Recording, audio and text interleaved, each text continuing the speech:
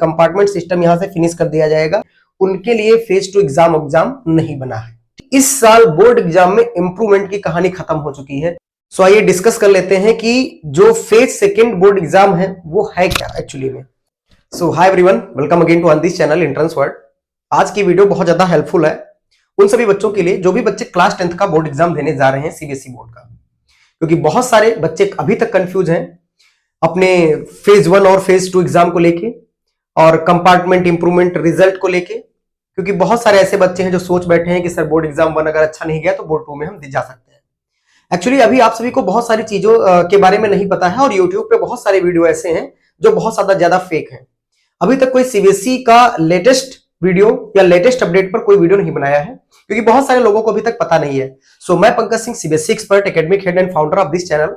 आज इस वीडियो में हम लोग डिस्कस करेंगे कंपार्टमेंट सिस्टम जो है, बोर्ड अगर हमने 2 में भी फेल हो गए किसी एक सब्जेक्ट में तो हम कंपार्टमेंट दे सकते हैं, इंप्रूवमेंट दे सकते हैं या नहीं।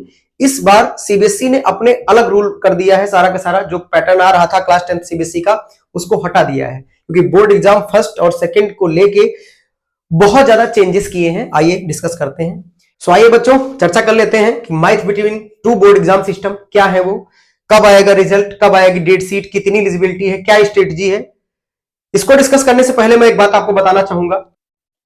सो हेलो बच्चों, क्लास 10 सीबीएसई बोर्ड एग्जाम देने वाले स्टूडेंट्स के लिए मेरे पास एक गेम चेंजर इंग्लिश का सैंपल पेपर जो कि मैकमिलन की तरफ से आया है। मैकमिलन लेकर आया अपना class 10th English sample paper, और सच मानो ये केवल सैंपल पेपर नहीं बल्कि पूरा एग्जाम स्ट्रेटजी टूल है।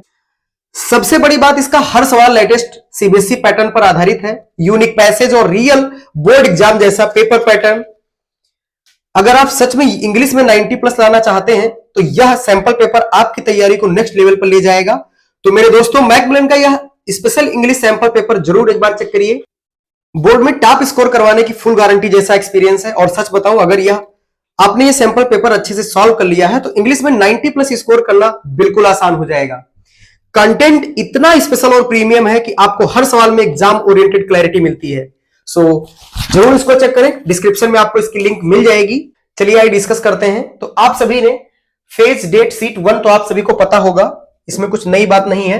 17 फरवरी को आपका मैथ्स का है पेपर, इंग्लिश का जो है 21 फेब को है, 25 फेब को जो है साइंस का है। यहाँ पे लिखा हुआ है, आप सभी इसका स्क्रीनशॉट ले लीजिए जिन बच्चों तक अभी नहीं पहुंची है ये बात जो है। ये चीज जो हम चर्चा करने वाले हैं, फेज 2 डेट शीट।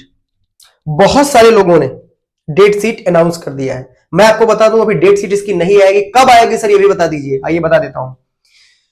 पहले आप समझिए कि इसकी एलिजिबिलिटीज क्या है।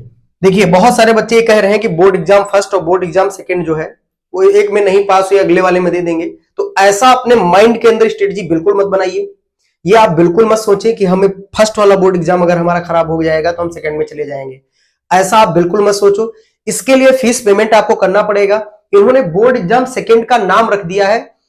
जो आपका कंपार्टमेंट सिस्टम होता था कि आप पैसे दें और एग्जाम दोबारा दे सके, वही यहां पे है।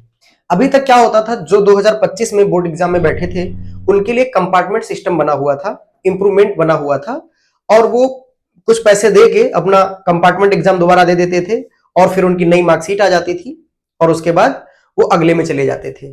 तो मिनिमम अगर एक सब्जेक्ट में होता था कंपार्टमेंट तो आगे उनको 11th में एडमिशन मिल जाता था, लेकिन अगर 2 में कंपार्टमेंट आ जाता था तो फिर उनको क्लास 11th में एडमिशन नहीं मिलता था, 1 साल उनको वेट करना पड़ता था।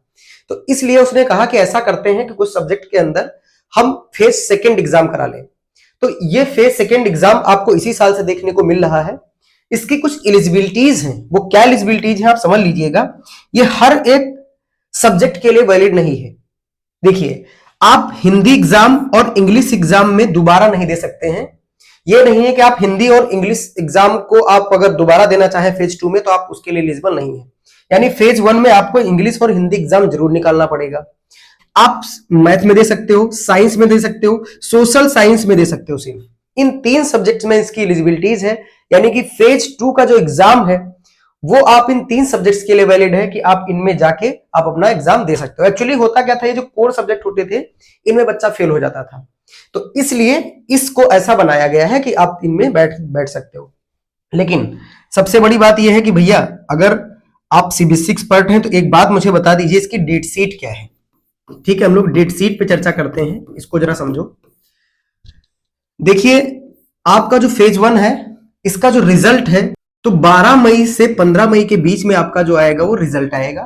तो अब अगर आप फेज 2 में बैठना चाहते हैं तो इन सब्जेक्ट्स में आप बैठ सकते हैं और इसका जो रिजल्ट है वो बहुत जल्दी आएगा, मतलब जून जुलाई तक इसका रिजल्ट दे देंगे वो फिर से। और जो दोनों में बेस्ट स्कोर आपका होगा, मान लो कि आपने मैथ्स में पहले नंबर आपके आए 35 और दोबारा फिर आपके आए 33 ओनली पासिंग मार्क्स, तो आपका जो बोर्ड फर्स्ट का था रिजल्ट वही मार्कशीट पे जो है दे दिया जाएगा। यानी कि इन दोनों में जो बेस्ट स्कोर होगा उसको मार्कशीट पे फॉरवर्ड किया जाएगा और आपकी मार्कशीट बन जाएगी, उस पर कहीं कंपार्टमेंट नहीं लिखा होगा। लेकिन एक बात मैं आप सभी को बता दूं कि इस साल बोर्ड एग्जाम में इंप्रूवमेंट की कहानी खत्म हो चुकी है। अब आप इंप्रूवमेंट नहीं दे सकते हो। जैसे मान लो किसी बच्चे का 43 नंबर आया है और वो चाहता है कि हम सर इसको 70 कर सकते हैं या हम 65 कर सकते हैं, तो आप इंप्रूवमेंट के लिए एलिजिबल नहीं है। तो आप बिल्कुल ये मत सोचिएगा कि हम इंप्रूवमेंट दोबारा से दे सकते हैं। कंपार्टमेंट सिस्टम अभी नहीं हटाया गया है, लेकिन 100% मैं श्योर हूं कि अगले साल से कंपार्टमेंट सिस्टम यहां से फिनिश कर दिया जाएगा, हटा दिया जाएगा। तो आप बिल्कुल ये मत सोचो कि भाई हमारा पहला बोर्ड एग्जाम जो है उसको नहीं हम देंगे तो दूसरे वाले को दे देंगे, तो ऐसा नहीं है। एक चीज और बता देते हैं, जो सेकेंड बोर्ड एग्जाम आपका है इसमें आपको कुछ पैसे भी देना पड़ेगा। ऐसा नहीं कि आपको फ्री में सेकेंड बोर्ड एग्जाम में आपको एलिजिबिलिटी मिल जाए कि आप आसानी से बोर्ड एग्जाम दे सकते हैं, ऐसा नहीं हो सकता है। इसके अंदर आपको कुछ पेमेंट करके जाना पड़ेगा। तो ओवरऑल हम ये कह सकते हैं बेटा कि ये फेज 2 एग्जाम वाली जो कहानी है ये बहुत वीकर बच्चों के लिए है, और जो अच्छे बच्चे हैं, जो टॉपर बच्चे हैं या जो बहुत अच्छा कर सकते हैं, जो मेहनती बच्चे हैं, उनके लिए फेज 2 एग्जाम नहीं बना है। ठीक है, तो आप ये पहले जैसा कंपार्टमेंट होता था वैसे ही फेज 2 वाला है सिस्टम, और इसमें कोई बड़ी बात नहीं है। तो आप इसको ध्यान रखिएगा कि ये जो आपकी एलिजिबिलिटीज हैं इनको आप ध्यान रखिएगा। और मैं तो यही कहना चाहूंगा आप सभी को कि आप बोर्ड एग्जाम फर्स्ट जो है, आपका जो फेज एग्जाम फर्स्ट है, उसको आप बहुत मेहनत से दें। इसके लिए हमारे पास सारे सीबीएसई एक्सपर्ट टीचर्स हैं और हम लोग जो हर साल मेंटोरशिप प्रोवाइड करते हैं वो मैं बहुत जल्दी लॉन्च करने वाला हूं, बहुत कम प्राइस में। तब तक के लिए मैं बता दूं कि यहाँ पे हमारा इंस्टाग्राम हैंडल आप सभी देख सकते हैं।